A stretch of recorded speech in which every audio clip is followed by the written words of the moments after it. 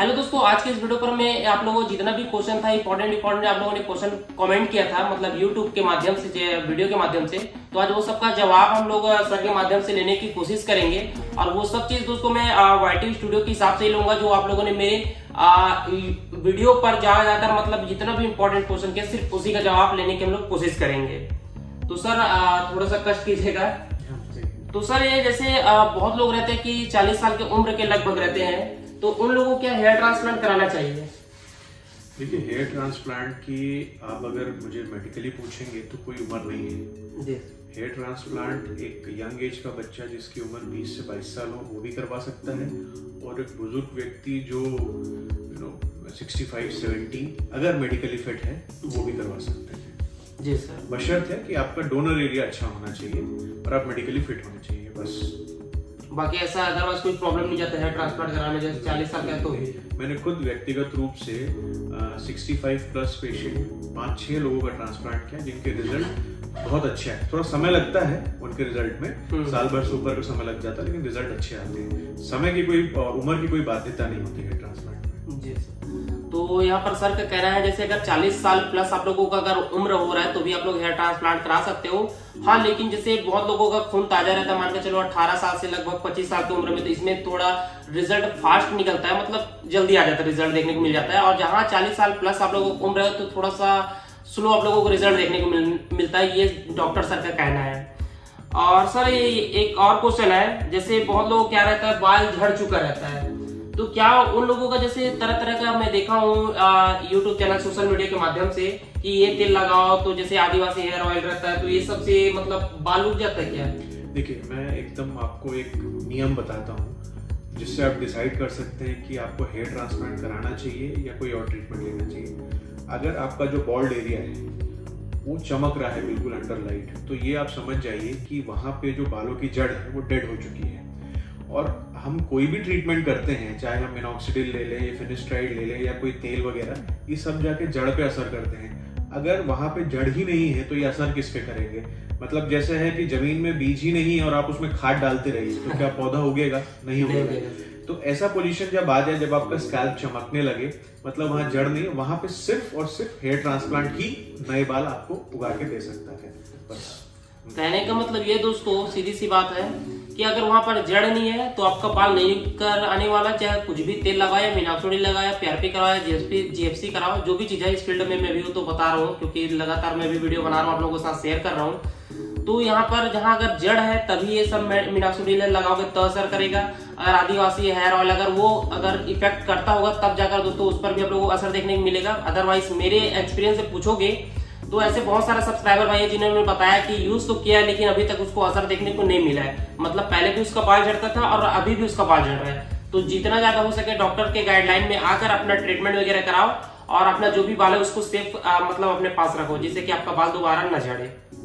और एक और आप लोगों का इंपॉर्टेंट क्वेश्चन रहता है, जैसे कि मानकर चलो कोई बोलते हैं 5 साल बाद या 10 साल बाद आपका जो हेयर ट्रांसप्लांटेड बाल का कंडीशन किस तरह से रहता है, या मान के चलो आप लोगों ने सामने की तरफ अपना हेयर ट्रांसप्लांट करा लिया है और पीछे की तरफ क्या है आपका जेन्युइन बाल है, जैसे कि फॉर एग्जांपल के लिए मेरा ये जेन्युइन बाल है और ये मेरा ट्रांसप्लांटेड बाल है। तो सर इस कंडीशन में 10 साल बाद या फिर 5 साल बाद हम लोगों का हेयर का कंडीशन कैसे होने वाला है? देखिए, जिस एरिया में आपने हेयर ट्रांसप्लांट कराया है उस एरिया में अगर आप ट्रांसप्लांट के बाद रेगुलरली डॉक्टर से फॉलो अप लेंगे, वो जो मेडिसिन आपको बताएंगे उसको कंटिन्यू करेंगे, तो बहुत अच्छी संभावना है कि जो ट्रांसप्लांटेड एरिया के बाल हैं वो यथावत बने रहेंगे, सालों साल बने रहेंगे, है ना। कुछ पेशेंट्स के तो लाइफ टाइम तक भी बने रह सकते हैं, ठीक है। लेकिन उसके पीछे जो नेचुरल बाल है, क्योंकि मेल पैटर्न बॉल्डनेस में बाल आपकी हेयरलाइन लगातार पीछे जाते रहती है, तो जो ट्रांसप्लांटेड बाल के पीछे वाले जो नेचुरल बाल है उसको भी आपको मेंटेन करना पड़ेगा विद मेडिसिन। अगर आप वहां पे ध्यान नहीं देते हैं तो हो सकता है कि ट्रांसप्लांटेड बाल के पीछे जो नेचुरल बाल है वो पीछे थोड़ा सा खसक जाए,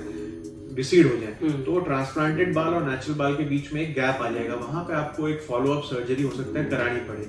इसीलिए फॉलो अप्स और मेडिसिन बहुत इंपॉर्टेंट है लॉन्ग टर्म रिजल्ट के लिए।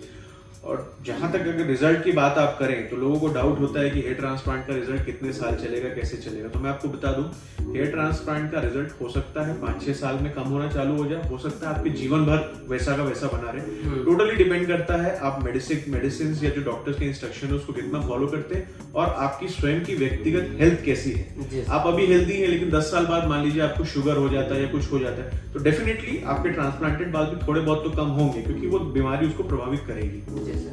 तो सर आपने एक चीज बताया, जैसे जेन्युइन बाल है और ट्रांसप्लांटेड बाल है, तो ये हो सकता है अगर आपने खान पान नहीं किया तो ये गेफिंग हो सकता है। जी बिल्कुल। अब मानकर चलिए सर, जैसे हमने हेयर ट्रांसप्लांट, ये मेरा 6 ग्रेड का बालने से है, ये तो 7 ग्रेड का बालने से। अब ये जो मेरा डोनर एरिया स्ट्रॉन्ग था, अब मैंने यहाँ से उठा करके अगर इसमें रख दिया तो ये इस कंडीशन में बाल झड़ सकता है, नहीं झड़ सकता? देखिए, बाल झड़ना एक अलग चीज है। बाल तो देखिए नॉर्मली जब आप हेयर ट्रांसप्लांट करवाएंगे उसके बाद भी बाल झड़ते हैं, फिर उगते हैं, झड़ते हैं, फिर उगते हैं, वो नॉर्मल साइकिल तो चालू रहेगी। बाल पतले होके वापस गंजापन आएगा कि नहीं आएगा, ये मेन सवाल है। तो मैंने जो बताया कि आपको लॉन्ग टर्म मेडिकेशंस पे रहना पड़ेगा, एटलीस्ट जब तक आपकी उम्र 40-45 साल तक ना हो जाए, क्योंकि उसके बाद फिर जो हेयर थिनिंग का जो प्रोसेस है वो लगभग रुक जाता है। अच्छा। हाँ, तो मान के चलिए 40-42 या 45 की उम्र तक आपको थोड़ा बहुत मेडिकेशन जैसे मिनॉक्सिडिल वगैरह ऑन एंड ऑफ यूज करते रहना पड़ेगा आपके ट्रांसप्लांटेड बाल को अच्छी हेल्थ में बना के रखने के लिए।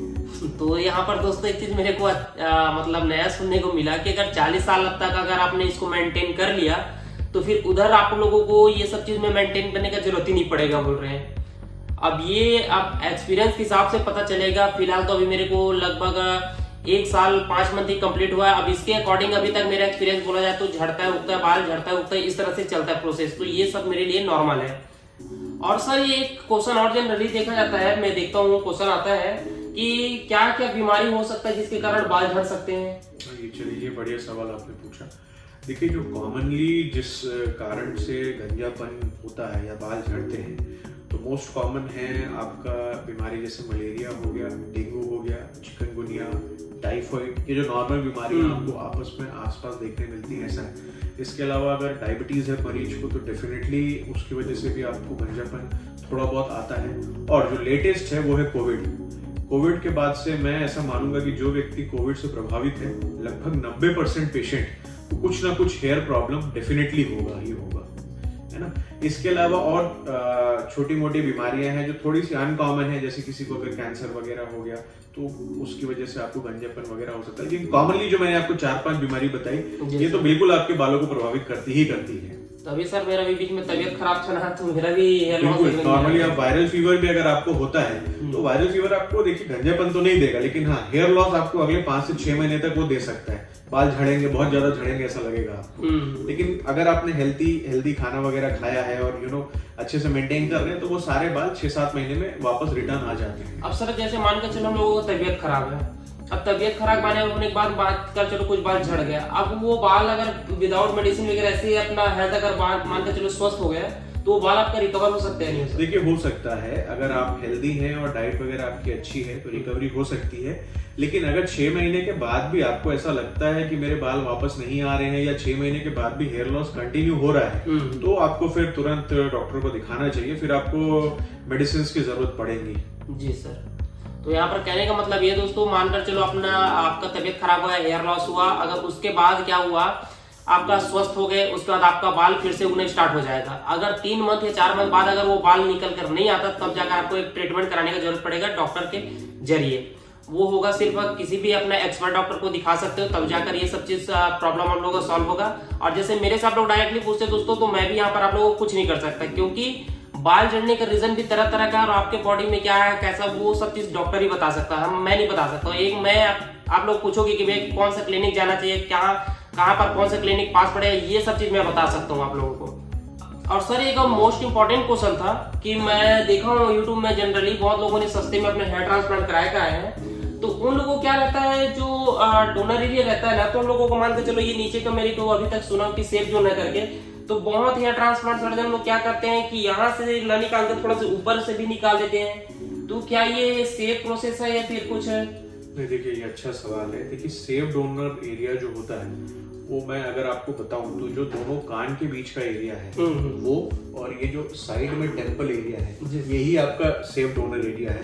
आप ट्रांसप्लांट में बालों का रिक्वायरमेंट ज्यादा है तो कुछ क्लिनिक्स में मैंने देखा है वो ऊपर तक ले लेते हैं। वो बाल देखिए आपके प्रोन है बॉल्डनेस के, वो इन फ्यूचर डेफिनेटली वो चले जाएंगे। मतलब मैं ऐसा तो नहीं बोलता चले ही जाएंगे, लेकिन अच्छी खासी संभावना है कि वो बाल फ्यूचर में चले जाएंगे। अच्छा। तो सबसे सेफ डोनर एरिया है कान के, दोनों कान के बीच की जो बालों की पट्टी है वो, और जो साइड में जिसको हम कलम के ऊपर के बाल के बोलते हैं।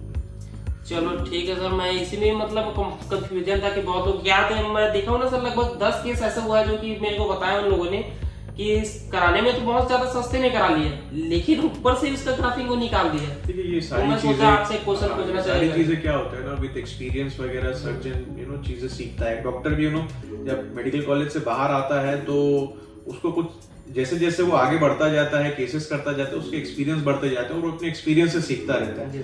तो या तो टेक्नीशियन लोग होते हैं या नया थोड़े जो डॉक्टर होते हैं वो ये सब गलतियां जनरली करते हैं। और सर ये छठवां मोस्ट इम्पोर्टेंट क्वेश्चन है, जैसे बहुत लोगों को क्या रहता है, ये बियर्ड नहीं रहता, मतलब चिकन रहता, मतलब चिकना टाइप का रहता है, तो क्या इन लोगों का भी मतलब बियर्ड हेयर ट्रांसप्लांट हो सकता है? बिल्कुल बिल्कुल, उसको बियर्ड ट्रांसप्लांट बोलते हैं। आपका बियर्ड जहाँ भी मिसिंग है, आप प्रॉपर जैसे हम हेयर लाइन आपकी बनाते हैं वापस वैसे बिल्कुल आपकी बियर्ड लाइन भी बना के आपको दे सकते हैं। बिल्कुल नेचुरल लुकिंग रिजल्ट आता है।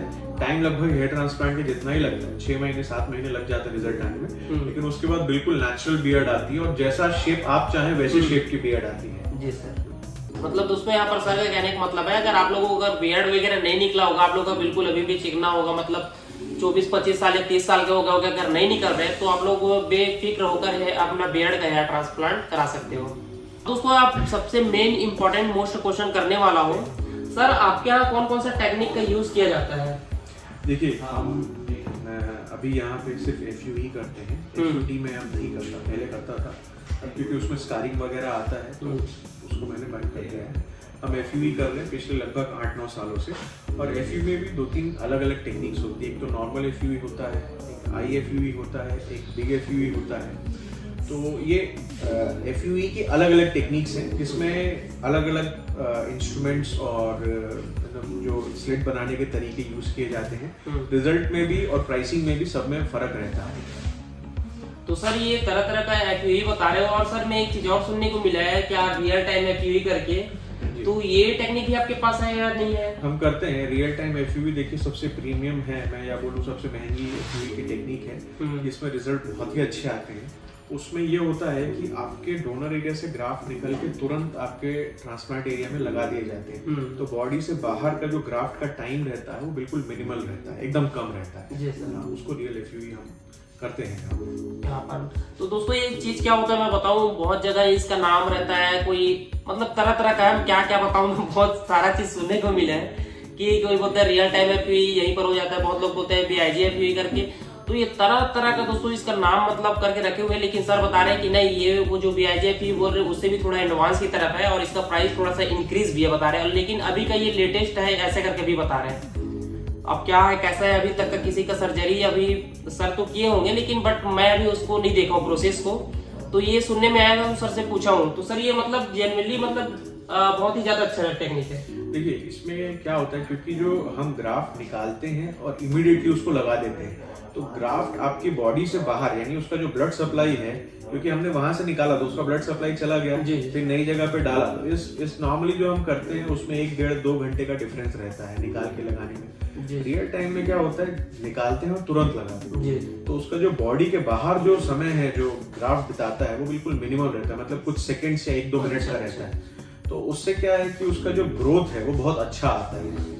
मेरे हिसाब से अगर आप लोग चलोगे ना तो आप लोग भी करा सकते हो रियल टाइम FUE, मैं आप लोगों को भी सजेस्ट करूंगा। लेकिन प्राइस के बारे में बोला जाए तो थोड़ा सा यार थोड़ा सा कॉस्टली बहुत ज्यादा है, अब उतना भी कॉस्टली नहीं है, बट हाँ आप लोगों के लिए कॉस्टली हो सकता है। जो कि पैसे वाले जो कि मतलब कमा रहे हैं मंथली, मान के चलो 1.5-2 लाख, उसके लिए तो कुछ भी नहीं है। वही चीज होता है दोस्तों, जैसा आप लोग पैसा दोगे उस हिसाब से डॉक्टर लोग भी मतलब अपना टेक्निक मेथड का यूज करते हैं। आप लोग जैसे पैसे कम कर देते तो फिर वो भी अपना जो भी इंस्ट्रूमेंट वगैरह जो कि लोकल पुराना रहता है, पुराने का मतलब ये नहीं है, मतलब जो पुराना टेक्निक चल रहा है वो सब चीज यूज करते हैं। इस तरह से दोस्तों यहाँ पर हेयर ट्रांसप्लांट के मतलब मेथड में अपनाया जाता है। सर आपसे एक क्वेश्चन और पूछना था, जैसे आप हेयर लाइन बनाते हैं आपके यहाँ, तो किस तरह से हेयर लाइन को डिजाइन किया जाता है? देखिए हेयर लाइन डिजाइनिंग कोई स्टैंडर्ड मेथड नहीं है, सबकी हेयर लाइन एक ही जैसे बने। हेयर लाइन बनती है, कुछ फैक्टर्स होते हैं उसके। एक तो पहला आपका चेहरे का शेप कैसा है। चेहरे का शेप आपने देखा होगा, किसी का वी शेप का रहता है, किसी का राउंड शेप का रहता है, किसी का स्क्वायर शेप का रहता है। तो हेयर लाइन चेहरे के शेप के हिसाब से बनाई जाती है। दूसरा, फिर आपके डोनर एरिया में ग्राफ्ट्स कितने अवेलेबल हैं, क्योंकि अगर मान लीजिए मैं वी शेप की हेयरलाइन बनाता हूँ तो मुझे थोड़े से ग्राफ्ट कम लगेंगे, लेकिन अगर मैं वहीं पे यू या एम शेप की बनाता हूँ तो मुझे ज्यादा ग्राफ्ट लगेंगे। आपका डोनर में पहले से ही ग्राफ्ट कम है और मैं यू और एम की बनाता हूँ तो अल्टीमेटली क्या होगा, मैं प्रॉपर कवरेज नहीं दे पाऊंगा। तो ये दो मेन फैक्टर है डिसाइड करने का कि आपका फेस का शेप कैसा है और दूसरा आपका डोनर एरिया कैसा है। इसके अलावा भी और चीजें, कई बार पेशेंट रिक्वेस्ट करता है कि मुझे ऐसी हेयर लाइन चाहिए, तो हम उसको भी, पेशेंट की रिक्वेस्ट को भी मानते हैं और फिर अकॉर्डिंगली थोड़े से अपने मेथड को मॉडिफाई करते हैं, है ना। बट मेरे विचार से आपको हेयर लाइन डिजाइनिंग जो है वो डॉक्टर के ऊपर छोड़ देनी चाहिए। और सर ये हेयर लाइन का जो ग्राफ्टिंग रहता है उसके कैसे टाइप का किया जाता है? हाँ देखिए, ये आप कहीं भी कोई अच्छे क्लिनिक में या कोई एक्सपीरियंस डॉक्टर से करवाएंगे तो एक चीज आप नोटिस कीजिएगा कि शुरू के जो 2 से 3 लाइन के जो हेयर जो लगते हैं वो हमेशा सिंगल फॉलिकल लगाए जाते हैं, या उसको सॉफ्ट सिंगल भी बोला जाता है। वो जब आपके बाल बाद में उगते हैं तो एक नेचुरल सा अपीयरेंस देते हैं, मतलब सामने से बिल्कुल घना नहीं होता है बाल, धीरे से पीछे से घना होता जाता है। नॉर्मली भी आप अपने बालों को क्लोजली मिरर में देखेंगे तो सामने से बिल्कुल एकदम घने नहीं है, थोड़ा सा गैप गैप दिखेगा, फिर जैसे जैसे पीछे जाते जाएंगे तो वो घना होते जाता है। तो ये ऐसा करने से जब आपका हेयर ट्रांसप्लांट का फाइनल रिजल्ट आता है तो बिल्कुल नेचुरल जैसा दिखता है वो। जी सर, दोस्तों फाइनल जो रिजल्ट आया है वो आप लोगों के सामने है। जैसे सर आपने बताया कि सामने की तरफ सिंगल फॉलिकल रहता है करके, सेम वही मेथड के साथ मेरा हेयर ट्रांसप्लांट हुआ था और रिजल्ट आप लोगों के सामने किस तरह से आया हुआ है। एक और मेन इंपॉर्टेंट क्वेश्चन था, जैसे बहुत लोग कह रहे थे छोटे छोटे बच्चे की उम्र लगभग अभी मान के चलो 15 साल, किसी का 18, किसी का 20 साल। अब इतना छोटे उम्र में बाल झड़ जा रहा है, जैसे कि मेरा भी है, तो मेरा भी बाल झड़ गया था। तो क्या इतना छोटे उम्र में क्या हेयर ट्रांसप्लांट कराया जा सकता है?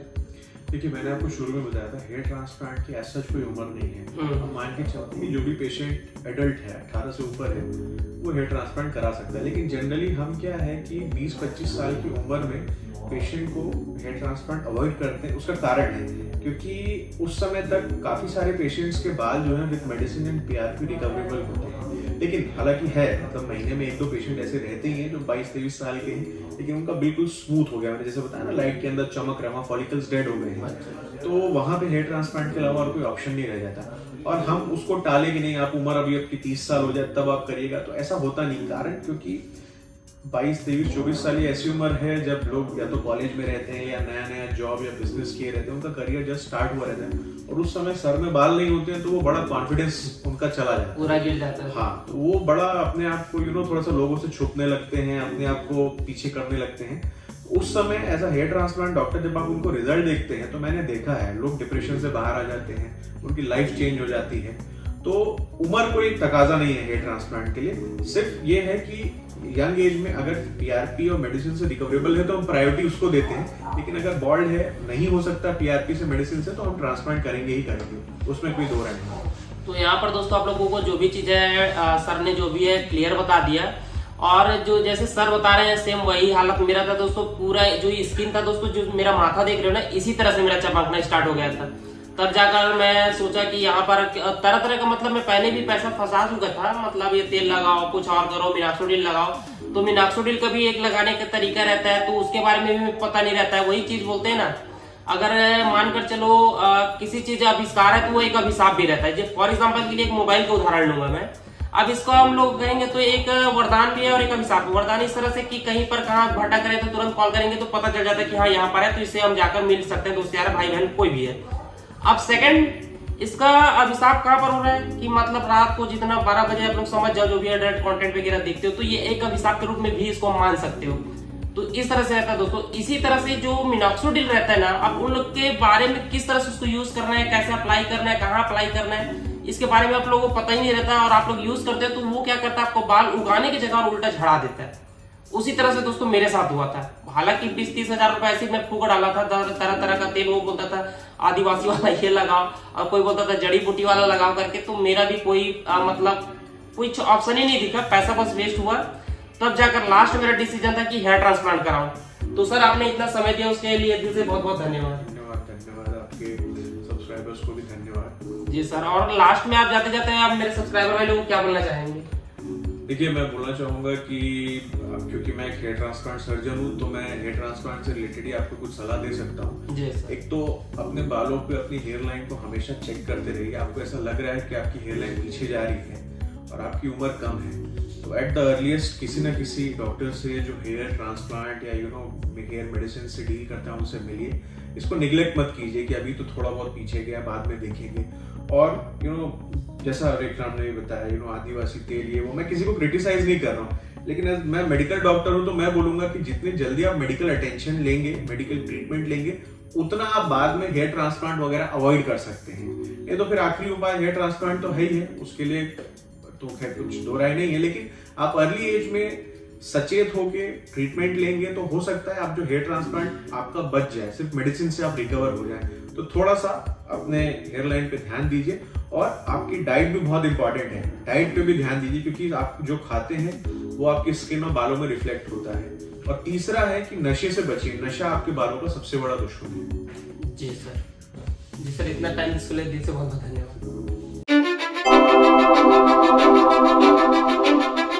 Cause I don't give a fuck what you say. Yeah, I'ma do shit my way. So you can go kick rocks, I'ma stack bricks up, build what I want to make. Yo, I got a lot of shit to say, so I'ma do this every day. I'll be writing things until I'm fucking buried in my grave.